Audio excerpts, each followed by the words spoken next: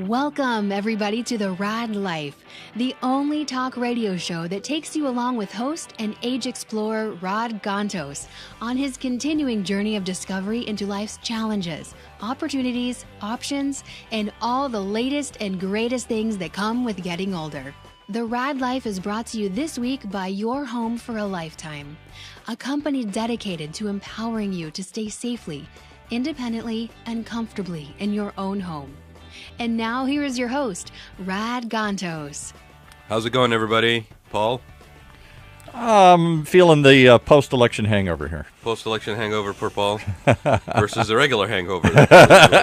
Versus my normal Monday hangover. Right, no. But you know what? Speaking of post-election hangovers, I do, people... You sounds like you have a cold or something. I've been screaming at the TV for all night, so yeah. that's why. But you were correct when you estimated that was what happened. But I do want to reach out to a lot of... We have, and people are watching me on camera. I promise I'll put it away in a minute because I just realized that not only did we have 7 previous guests, but we actually have 8 previous guests of the Raad Life that actually prevailed yesterday in their own elections. So you're the stock picker. You're the candidate picker. You know what? I'll tell you, I was kind of thrilled because the other thing too is we cannot be accused of being one-sided or the other. This radio show actually has highlighted people on both sides of the aisle, on city council elections runs, on congressional election runs, across Orange County. And I want to just take a very quick minute because, again, it ties in actually with our show that we have today. I don't see how. No. You know what? I'll tell you how. And I'll leave our listeners with this tease, and then we'll connect it for them. Because every single one of these people that actually ran for elected office yesterday and won, said yes to basically serving the public, said yes to stepping up and actually doing something out of their comfort level. Because this day and age, it's a heck of a lot easier for me to stay behind my door, get in my car in the morning, drive off, do my thing, come back, not put myself out there, not stick my neck out, not basically try to do something that could be considered controversial, or basically have the unleashing of holy hell on me, basically because somebody doesn't agree with me and feels entitled to attack me in any shape or form. That's my motto.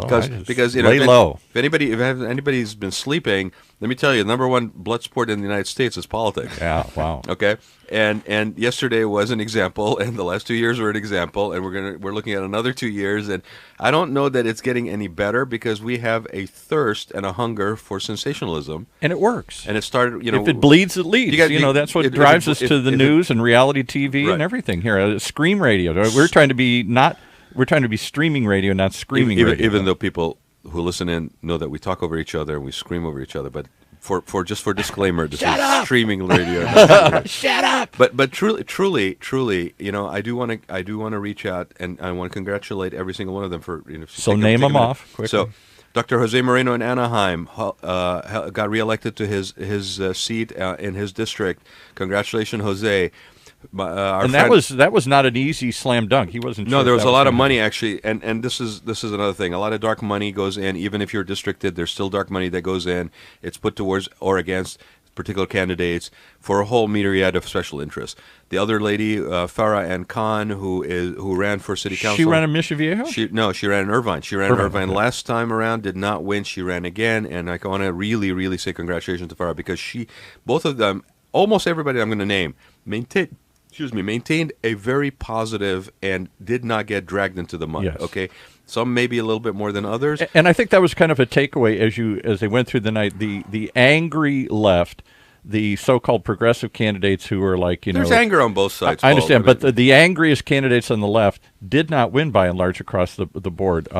Beto down in Texas and Sarah Stacey Abrams in Georgia, and regardless, but the thing is again the more moderate tone. But bringing it back to again what we're going to be doing on the show here today is there's a lot of saying no. Yes. There's a lot of arguing for your own limitations or the limitations of your party or the limitations of your city or whatever. There's a lot of and unfortunately from the vantage point of anonymity behind the screen and the internet, there's a lot of this sort of, no, I'm just going to say what's wrong with the thing.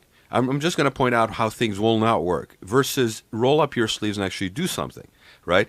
And it used to be where we actually had some downtime where you couldn't just be doing this 24/7. It's not just the news cycle that's 24/7. It's friggin', like just stirring the pot on the internet is 24/7, right? And that's without interference or collusion. But, Farah Khan, congratulations, my friend. Very well deserved. 2 campaigns. Finally got on there. I can't wait. Irvine is lucky to have you on the city council. Our friend Diane Dixon, former mayor of Newport Beach, ran for re-election. Diane, congratulations. She was a guest on our show recently. A Republican. Yeah, and a Republican friend of mine. Again, I hate to tell people. I'm just trying to point it out. City council elections are nonpartisan, by the way, people. Not supposed to be. I know we don't behave like that, but they are nonpartisan. And Harley Ruda, and let me just back up, because Diane was a perfect example. I've quoted many times here. I wish there were more. I don't support the R's anymore. They pushed me out. I'm a liberal R. All I'm saying is she was very good about saying we need to get more dialogue. We need to be more bipartisan. We need to be. She came across as a very reasonable person, not another angry partisan. And anybody who's interested, those shows are on the podcast, on the Podbean site for the Raad Life. They're also on Facebook. They're really timeless, and it gives you an insight into these people. So Jose, Farah, Diane, Harley Ruda, who was on here, who won Rohrbacher's old seat yesterday. Congratulations, Harley. It was really great for you to take the time to be. And I know you had a really rough and tough campaign to run, and ran it again very positively, even though some of the advertising that was coming from both sides got a little ugly in the end there. Mike Levin down south in Darrell Isa's old district. Congratulations, Mike, for that. That was awesome. I've been watching you try to do that for the last year, and got picked from the primaries, and then ran again a positive. Mike's been running a very, very positive race. I'm glad to have him as my congressman. Dan Bain, City Council in San Clemente. Dan is a friend, and again, City Council is better off having Dan on City Council in San Clemente. Can't wait. That's really in my own hometown. My friend Ahmed Zahra, who ran for the new district in Fullerton, he was on the show as well. Former documentary movie maker. Really, really positive campaign. Amazingly positive campaign. And they kept trying to drag him in the mud, and he's like, "No, I'm not going there." And then, last but not least, Greg Raths got reelected in Mission Viejo. Greg's a friend. He's been on the show a couple of times. Another Republican? Yep. So, again, congratulations, everybody. Thank you for saying yes for the benefit of us citizens out there, because a lot of us basically are too scared, busy, whatever, sometimes. And Greg's a good example of what you're talking about, because Greg had a very successful career in the military. Snake. His flight... was that his name? Yeah, Snake. He obviously ran the El Toro Air Base here for a while. He was a military attaché to the president under Clinton. And he got maligned by a bunch of people that he ran against. Just because he got assigned to the White House. Because he actually was assigned to the White House and served under Clinton, like which was a military person. Yeah, he was supposed to quit or something, I guess. Served for the pleasure of the president. And so, anyway, and then when he retired and had a successful business career for a while, and then thought, now what am I going to do? And decided to take on the ugly world of politics, and jumped in as a complete unknown. Yeah. And almost won a seat against in. These are all very, very high caliber people, and I have been very, very fortunate to have had the chance to sit down with them and know them, and so call some of them friend.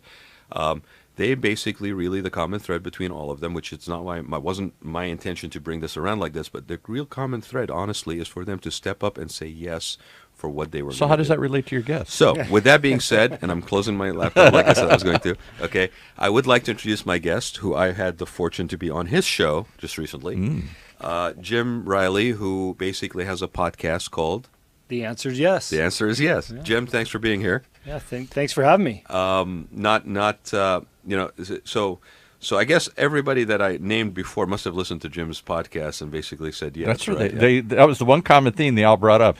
All of them were hesitant until they heard Jim's podcast, and then they said yes. They jumped right in. Let's hope that was the case. I'd love to have that many more listeners, right? So let's jump right in, because the interesting thing about that, and you and I talked about this a lot, is just the nature of the journey, right? The self-growth, the awareness, the getting to the point, because saying yes is requires a certain amount of, what do we want to call it? Craziness or courage? I mean, whichever one you want to say, right? But a little bit of both. A little bit of both, Yeah. right? So it's not something you necessarily wake up one morning and go, I'm going to say yes to everything, unless you're Jim Carrey and you've got a movie, right? Called Yes Man. But there is a growth, there is a journey to get to that point, right? And I think, and I want to get to that, but I want a little background on you, because did you wake up? I'm not even going to embarrass you and say how old you are, but did you wake up one day and say, hey, this is what I'm going to do? Or did you find your way to this? Well, I think we all find our way to what we become, and hopefully it's through a series of, passionate decisions and opportunities that people are happy to be doing. And you didn't make too many left or wrong turns along the way. Sometimes those left and wrong turns are part of the journey. Yeah, absolutely. And it's learning from them and bettering yourself, right, and being able to look back and understand what you did right, what you did wrong, and how you got to where you're at. If you don't roll that bowling ball in the gutter every once in a while, you don't know that you need to stay out of there, right? That's right. Yeah. That's right. So, my journey started. Well, I'm 50, so I'm happy to admit that my journey started when. The only reason I didn't want to tell people that's because I'm older than you. Yeah, then you're gonna have to. Yeah. And you're wiser than me, so I don't know. So you're 50.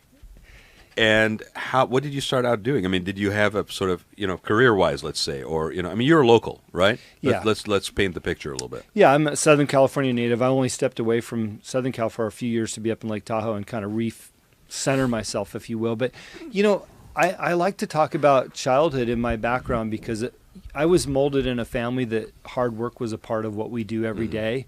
My father was a retired sheriff due to an injury on the job. And to make ends meet, he did just about a little bit of everything. He literally drove a truck across the country, worked in whether it was mechanics on cars or building fences, a little bit of everything. And as kids, we helped and adapted to what he was doing to make money and make ends meet. And we didn't want for anything as kids, but we also understood the importance of a dollar. Yeah. And at a very young age, I became an entrepreneur and making my own money and kind of furthering myself in the things that I wanted, because we couldn't as a family afford a new bike or that car when I turned 16. So I always was looking for those opportunities.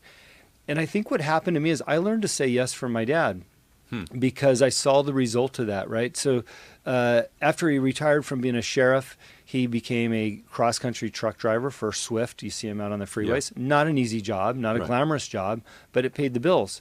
But what I also observed through my father was saying yes to work on the weekends. Hey, I need a fence built over at my house. Do you know how to do that? Yeah, I know how to do it. I'll build your fence. Grabbed his 3 boys, and we come over and we built a fence for the neighbor. Yep. And it was every weekend of activities like that, and realized, okay, there's a little cash at the end of the day, and it takes the family a little bit further.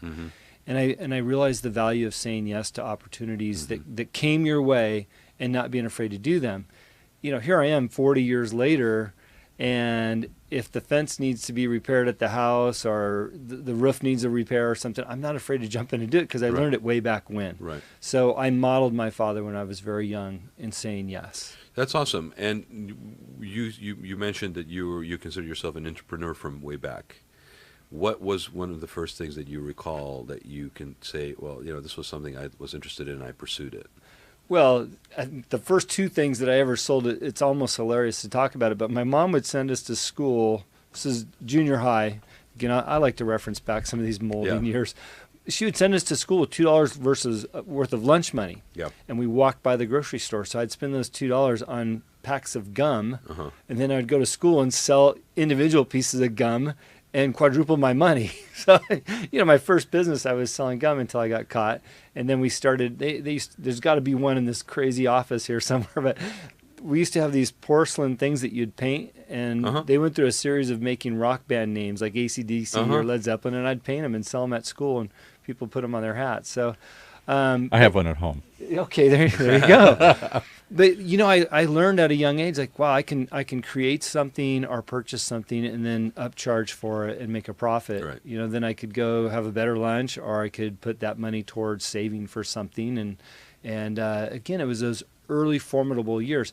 Now, I didn't realize that I was saying yes at the time. Sure. I was just doing. You were doing. I need a couple more bucks. So what was it? What was the motivation? I mean, obviously the money.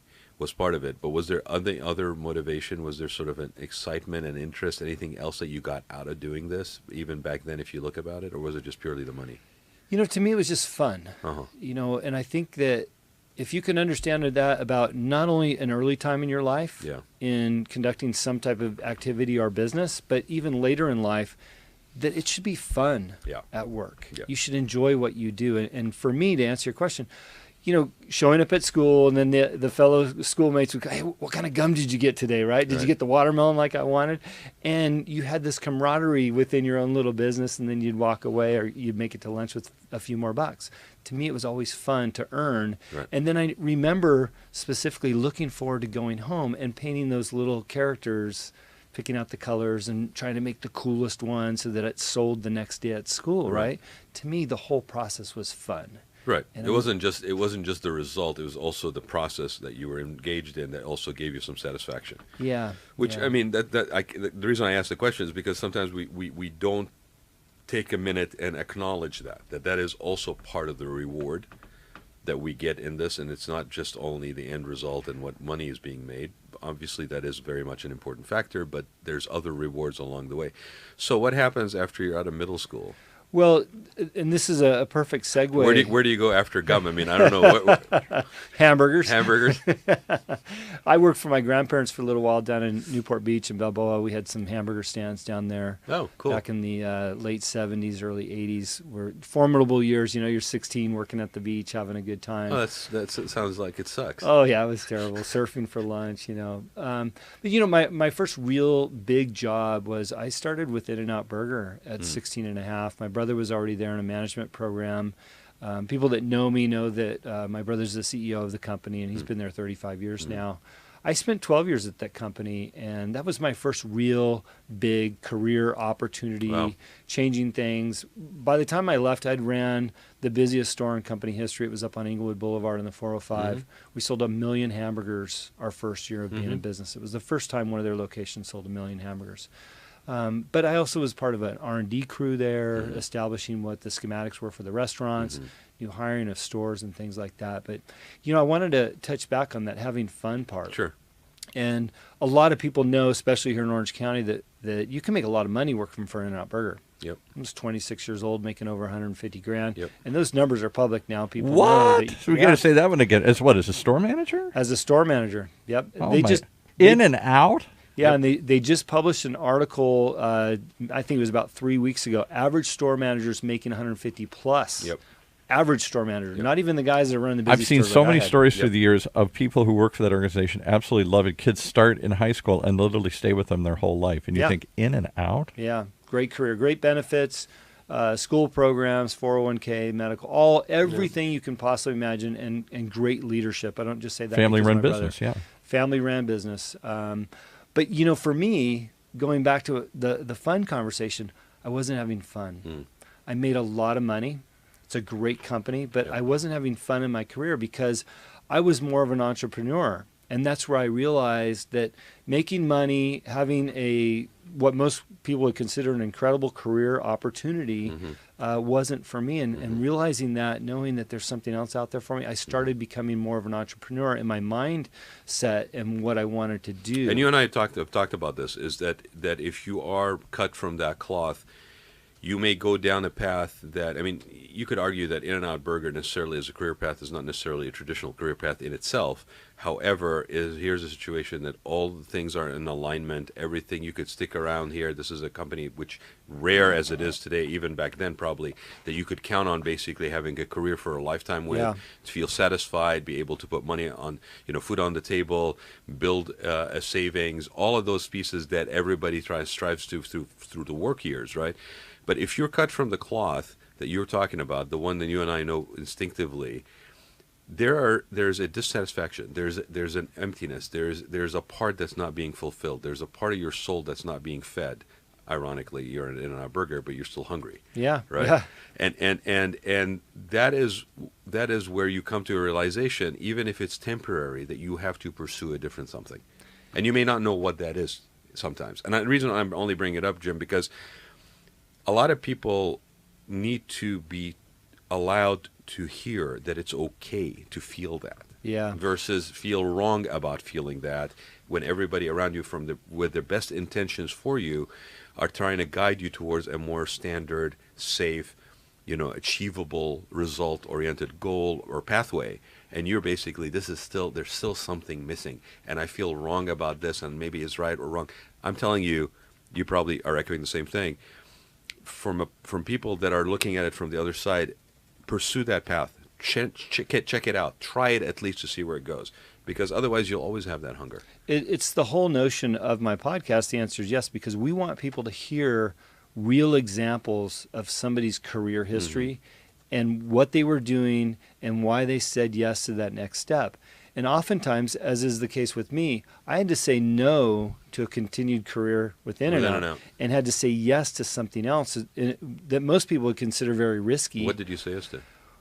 I said yes to moving out of Southern California and just restarting myself. And literally the notion was I'm going to move to Tahoe, take a minimum wage job, and figure it out all over again.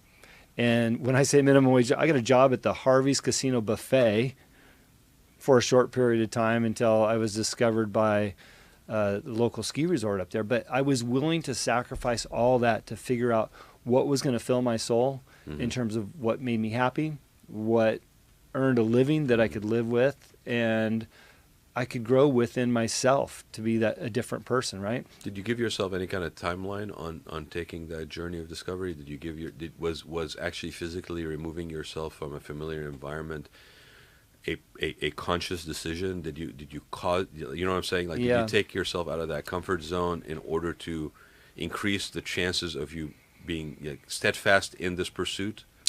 I want to. Why Tahoe? I want to take a little left turn real quick to help you understand that decision process. Yeah. I was doing some work with the local church here, Mariners Church in Newport Beach, and they were doing some mission trips down in Mexico. And I'd gone on one with them, and basically for the day trip that we had a dozen people. We had a $5,000 budget. We went and bought some food and some things that the orphanages needed down in Baja. We hit 6 or 7 locations and then came back home. And when I got home, I felt so guilty about the life that I was living, making all this money at In-N-Out. The weekend before I was in Mammoth, I probably blew $5,000 on snowboards and food and condo and all that stuff. And I just realized I was living my life for the wrong reasons, that I was selfishly living and taking when I could give so much to others that are so deserving. And you could see it in those kids' eyes how grateful they were. The supplies that we took for $5,000 was going to last them a couple months. So when I left In-N-Out, I thought, I'm going to start doing for others and not myself selfishly, right? So no, I didn't have a time frame when I went up there. I just thought, I'm going to just go figure this out and be a different person. I'm going to live for other people. And what I found in that is that I was able to be more of myself and not chase materialistic things, but just get to know people. You get to know more about yourself. More about myself, and not being afraid just to reach out. You get to know the guy at the coffee shop, or the vendors that you use, or at the grocery store. Say hi to the lady walking down the aisle, and just be a person again. And within that, you start finding more about yourself and things that you love, that you're passionate about. And I've always found that putting out that type of vibration in the world, things come to you. How old were you? I was 28. Wow. Yeah, it was a young age to figure out that I didn't want to chase the money, and it was more about giving. Pretty impressive. Yeah. Most people go their whole life without getting to that point. Well, I think a lot of it for me is going through, and I don't want to say they were hardships as a kid because they weren't necessarily hard, but just learning a lot about life and working and what it takes to put together a family, a unit, and work together to have what we had, right? And I think going through that in an early phase, working with my dad at 8 and 9 years old on my weekends, right? Instead of just being a kid. Some parents will say, well, that's wrong. For me, I wouldn't change a thing. I remember having a lot of fun as a kid, but I also remember learning a lot that has applied to my skill set my entire life. You consciously or otherwise, it sounds like you made a decision to regard that as an experience that was enjoyable, or at least referencing back to it, seeing it as a positive, versus just it's an arduous thing. Well, all my friends are doing something else. I'm basically building a fence with my dad. I mean, you looked at it as a bonding and a connection to a unit, versus it's taking you away from something else, which is interesting. And the only reason I asked about the timeline, whether you said, okay, I'm going to go find myself and I'm going to go to Tahoe to do it, and I'm going to give myself X, is because that is not something that is, in my experience, something you can really set a timeline on. It's something that's going to take it, like some journeys are just going to unfold at the pace they need to unfold. Yeah. And it doesn't mean you basically are just sitting there being not needing to do other stuff and be productive and all this stuff, but there is a part of that growth that sometimes happens on its own pace. You realize that you needed to basically pursue something else because there was a void, and you took yourself and put yourself in a situation where that could be possible. So you're up in Tahoe, you're working at the casino. Yeah. And then what happens? Again, you talk about putting vibration out there and being who you are. Mm-hmm. So there was a local bagel shop that I'd go to every morning on my way to the casino. And there's a girl there that worked, her name was Stacy, real friendly girl. And when I was there in the morning, she says, hey, and you got to love these mountain towns. Everybody needs rides. They still hitchhike, Right. But everybody's super nice. So she says, hey, on your way back home, could you drop me further down the road? I'm trying to get up to the ski resort. I'm like, why? Because this is the tail end of summer. She goes, oh, well, they're having their hiring fair, and I'm going to turn in my application. I'm going to work there for the season, get my ski pass, and, basically snowboard all season, right? Yeah. She's like, oh, you should put in an application and see if you can get a job up there. I'm like, no, I didn't think about that. So I took her all the way to the ski resort instead of dropping her a mile down the road. And I met the general manager that she knew pretty well, and he learned about my in and out history. He goes, hey, we'd love to have you. I said, really? Well, what do you have for me? He goes, well, we have lots of management jobs in food and beverage. If you'd like to take one of those, we'd love to have you. He was a big fan of In-N-Out. Yeah. Who knew, right? Yeah.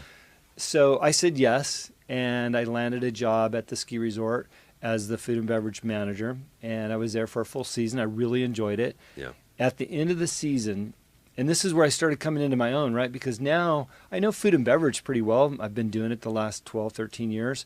But here I can be a little bit broader in what I'm doing. I'm not just making hamburgers. I've got a bakery. I've got a coffee shop. I've got 3 bars. I've got an Italian restaurant we're working with. So I was able to kind of explore all different genres. And I really enjoyed what I was doing. Plus I was at the ski resort getting to snowboard every day.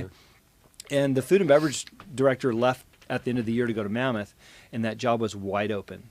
And it was just handed to me on a silver platter. I said, well, with this job, you get to work over the summer because we don't want to lose you. Right. So now all of a sudden I had a great summer job working at the ski resort. Right.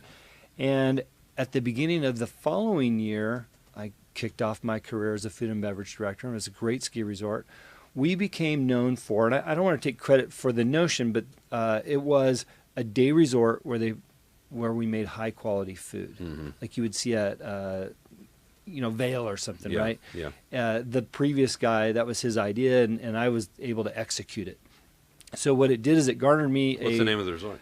Sierra Tahoe Ski Resort, South Shore, outside of South Lake Tahoe, where the casinos are. Mm-hmm. But it also garnered me, and this is the fun part because it plays a role later, a weekly write-up in the newspaper with recipes and kind of what I'm doing at the ski resort. And then it also garnered me 3 years worth of TV. Every Saturday morning I did a very light cooking show on PAX TV for 20 minutes. So it was just a great time, and I really enjoyed being up in Lake Tahoe. But eventually you kind of burn out on the mountain life. It's like being on a mountain, right. like on a cabin small fever island. After a while. A little cabin fever. Yeah.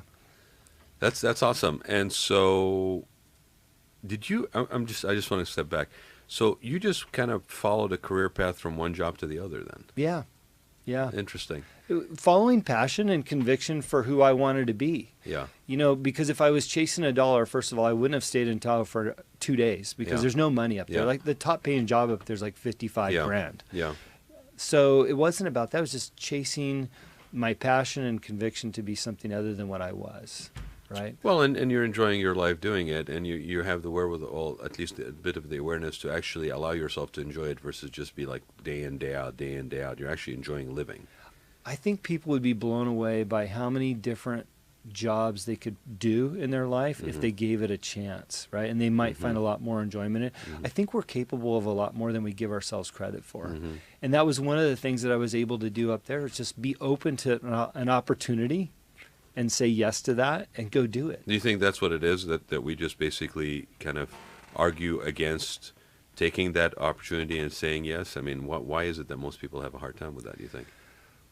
Well, I think that they have expectations, whether that's from friends or family or what they believe that they should be. We talk a lot about on my show about, I always like to use the law degree as an example. Mm-hmm.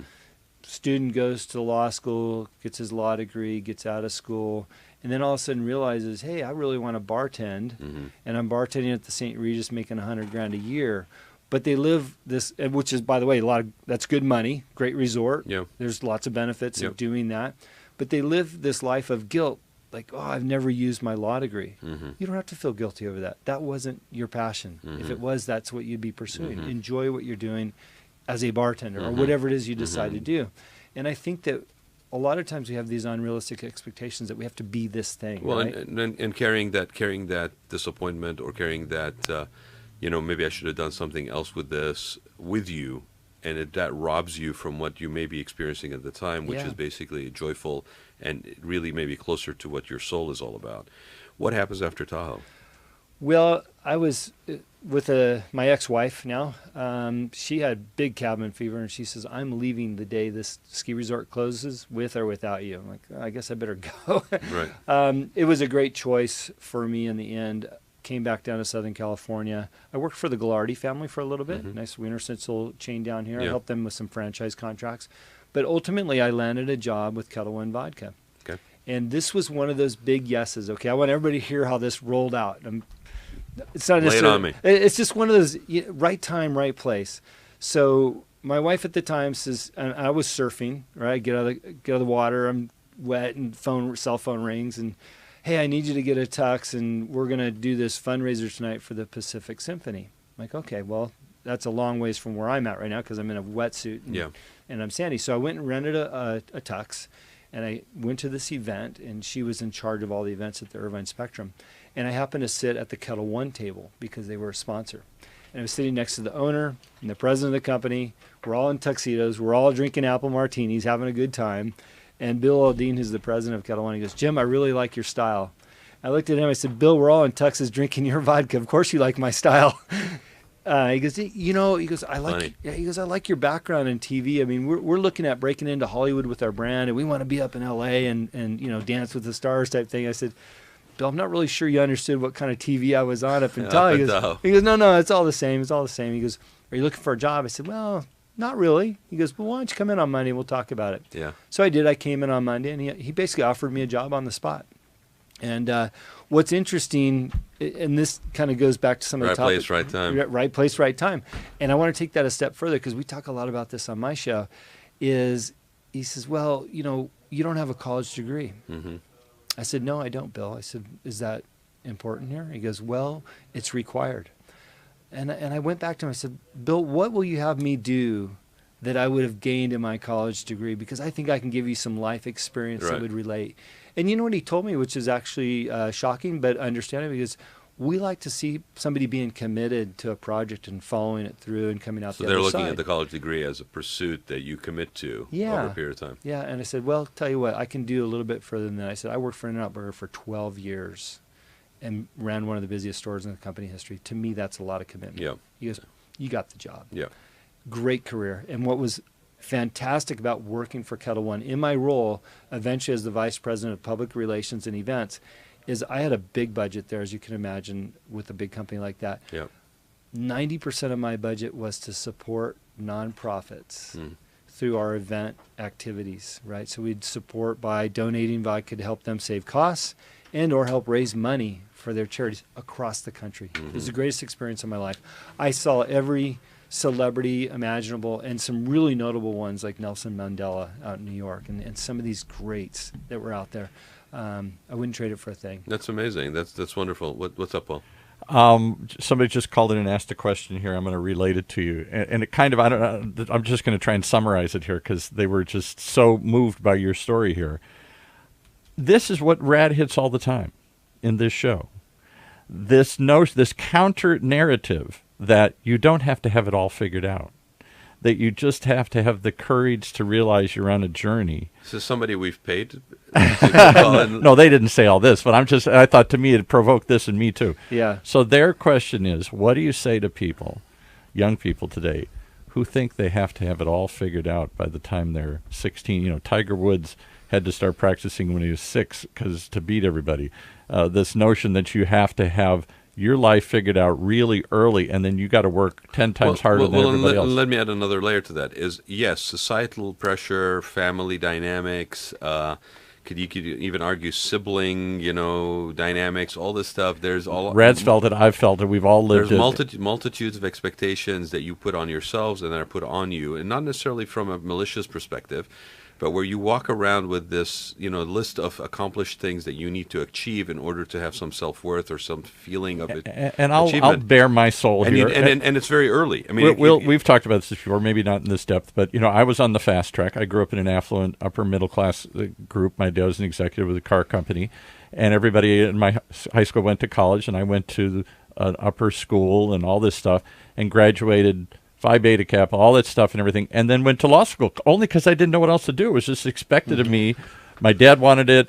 I had a political science degree. What else am I going to do? I wasn't ready to go out and get a job. Okay, I'll just keep going to school. I'm really good at this. And I hated it with a passion, and dropped out after a year, a big law school. And then come full circle, here you are 4 years after basically walking into this room, and you basically are doing exactly what you did in college. Exactly, which you had a good college time. radio. Yeah. I did college radio, and I was too afraid to follow. I got a real job in real radio. That was too frightening to stay and follow. And for 40 years, my dad beat me up about dropping out of law school and falling off the path. And the new path I found was wandering and all over the place, and I did 100 different things like you did. And it probably wasn't just your dad beating up on Me you. too. It was yeah. you were beating up on yourself, I right? still do to a certain degree sometimes. I walked away from a... So the question, Jim, I think if I can summarize Paul's emotional outburst, which he warned me, which are very rare, by the way, not on the show, right? We call this the Paul Roberts therapy hour, show, right? Yeah. But the question is, what do you tell people? How do you tell people that basically have expectations put on them from the time that they haven't started to talk yet? Yeah. And we all start worrying about the fact that my child is a late talker. That's I right. mean it starts. My grandson, we're trying to figure out how to early. get him ahead, so when he starts school, he's ahead of everybody, and we'll quickly try and find what he's good at, and then we'll try to focus on it, and we'll hope that he's figured out a career by the time he's 12, and we're going to set him on a path. What do you tell the person who's having those pressures put up on him, and also what do you tell the people that feel that is the best way to motivate? Well, there's three things. Well, you're a parent. You got kids. Yeah, I'm a parent, and you want the best for your kids too, right? Yep. You want them to be all these things, but I have to remember what worked for me. I was fortunate early enough to see Mark Victor Hansen speak in person. Chicken Soup for the Soul. Yep, co-author, and he has a line that is, "What you believe is what you will achieve." So at an early age, 16, 17-ish, I really took that into a factor in who I was and what I wanted to be. Now, I didn't apply it till much later in life, but when I look back, knowing that what you believe is what you'll achieve and always kind of hanging on to that was one thing. At a young age, my grandfather, who I mentioned I worked for a couple summers, he always talked about having goals. Mm-hmm. And I've always been a goal-driven person. And I know that at 16 or 14 or whatever age you're at, even somebody in their 50s or later, it's hard to have goals. But if you can take the time to write down what you think are a couple short-term goals and a couple long-term goals. And it's almost a cliche to say that, right? Write down your goals and go after them. But if you took the time to actually do that and think about that and dig into what that goal actually means to you, then things will start to unfold and you'll uncover a little bit more about who you are, what you like to do, and why you like to do that. And it's not to say that those goals don't change over time. No, they have to be malleable. Exactly. And they will probably always change.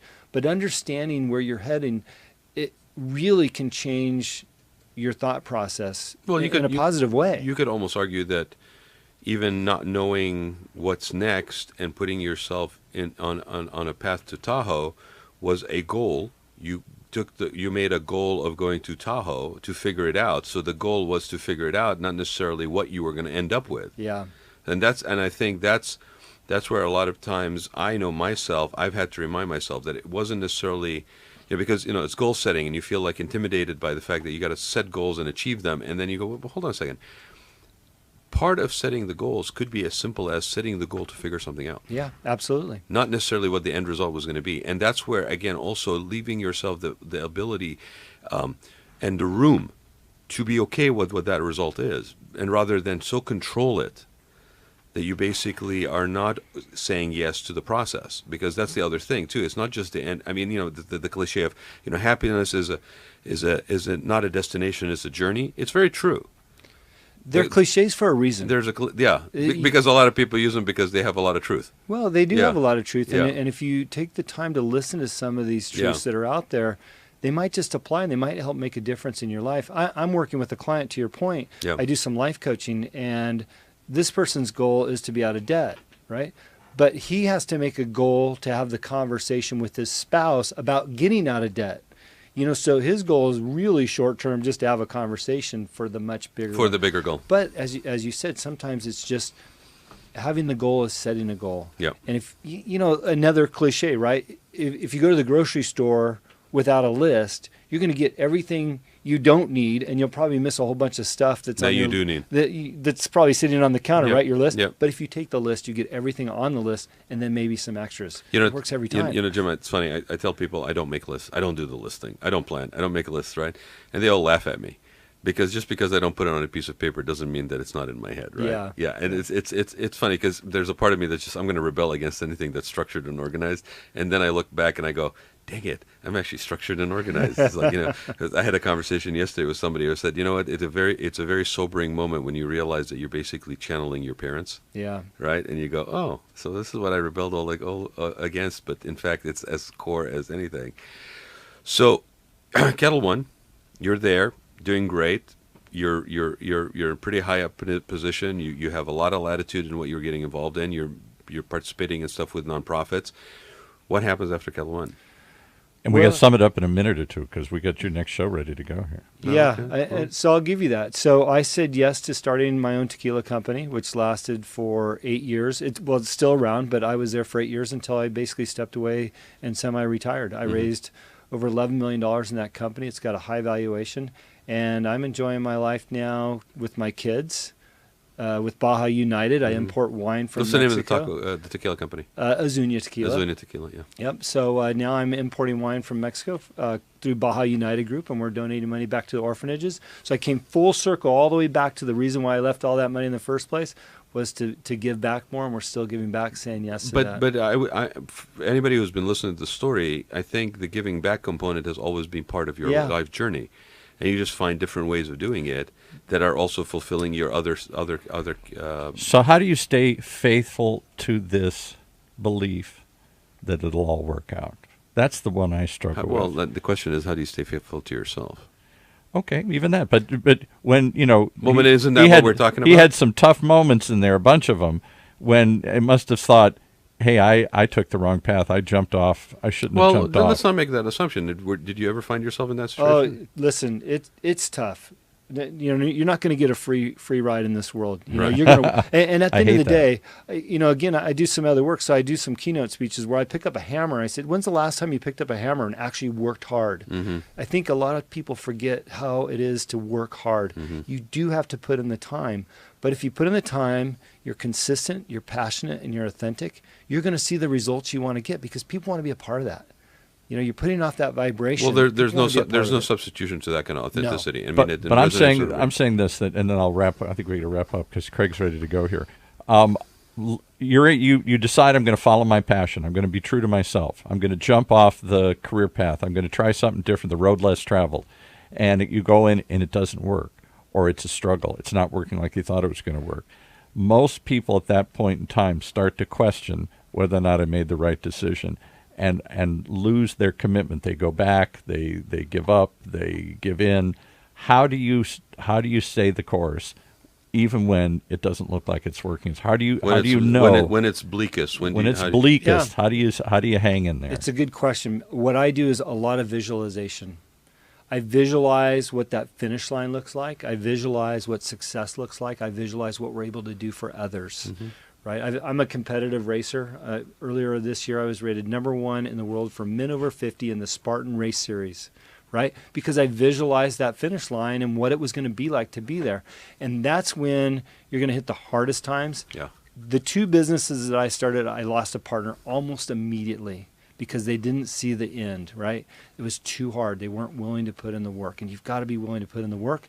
Visualize what success looks like and go after it. Be driven in between that start and finish line. You got to be driven every day for what your goals and objectives are. I'll just let me add to this. I think that is a very, very critical tool, because especially in this day and age, there's so much that inundates us on a daily basis. There's so much that basically acts as a distraction from that clarity on a daily basis, on a momentary basis, that you have to be a little bit selfish, I think, with yourself, to say, I want to stay the course. This is important. This visualization, this goal setting, this thing that is important for me to try to achieve is important enough to fight for me, between me and myself. And that's the hardest battle, by the way, because there's other things that will come your way that will distract you. There's things that will happen that will require immediate, instantaneous reaction and, stepping away and taking care of them. And it's very easy to lose focus of that, but visualization is pretty clear. I did it this morning. I had about 10 things that were coming at me at the same time, and I'm on top of that. And people can hear I'm dealing with a little bit of a Charlie horse. I'm a little sick here today, and I literally had to say no. I'm not. I'm putting in these barriers for that moment right now. I'm putting these barricades in for the next 10 minutes, and I'm clearing my head.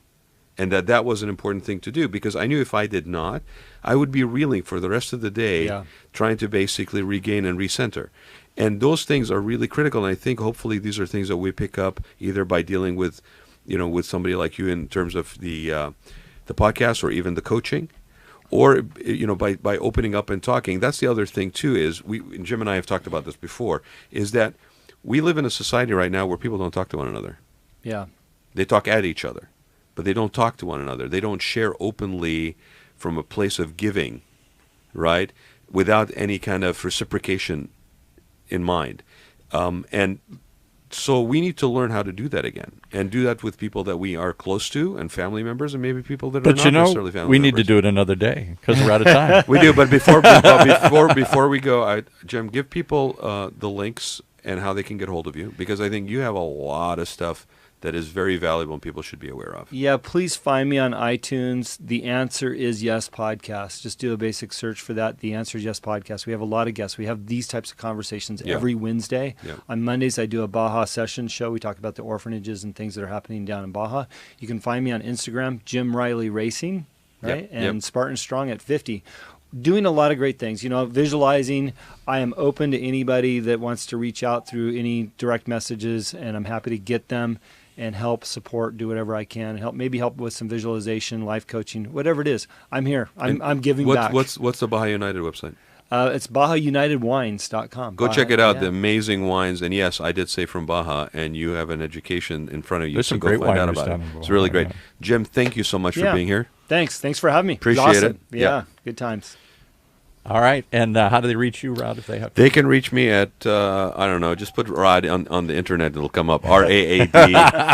Anywhere and everywhere. RAADGHANTOUS at gmail.com, or you can reach us on the Raad Life on Facebook. I mean, you pretty much trip all over me if you put in RAAD on the internet. All over. Well, we're tripping into the next show, so we'll Thanks for being here, guys. Thanks for joining us, everybody. Thanks. You have been listening to the Raad Life Radio Show with your host and age explorer, Raad Gantos, brought to you on the one and only OCTalkRadio.net. Join us again next week as we continue our journey of discovery into life's challenges, opportunities, options, and all the latest and greatest things that come with getting older. Imagine what it would feel like to lose everything. Your job, your home, your family, your dignity. This has happened to thousands of the men, women, veterans, and young adults we serve at Working Wardrobes. What do we do to help? We provide career development services, life skills workshops, job skills training. We provide the perfect interview outfit, and we get clients placed in jobs. Call